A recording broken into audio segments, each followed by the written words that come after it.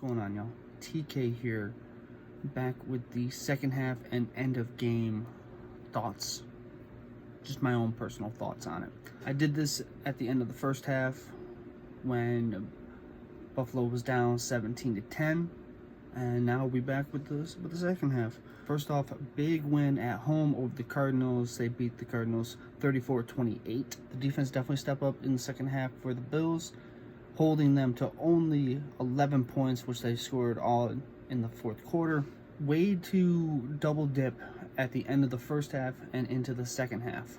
That was really good. It really allowed them to continue with the momentum coming out of the second half and keep momentum on their side.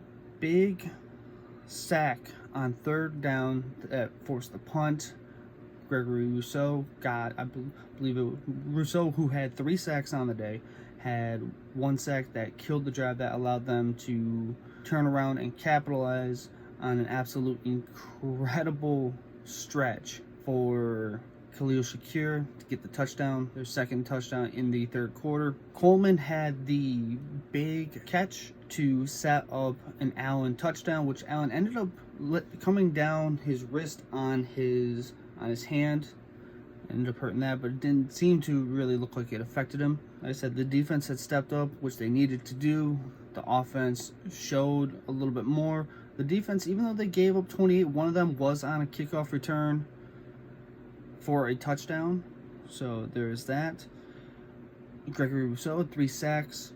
Von Miller had 1 sack, which ended up helping them go back up 6 points, which ended up leading to a Cardinals punt to put them, and they subsequently came back and kicked a field goal, which was Bass' second field goal.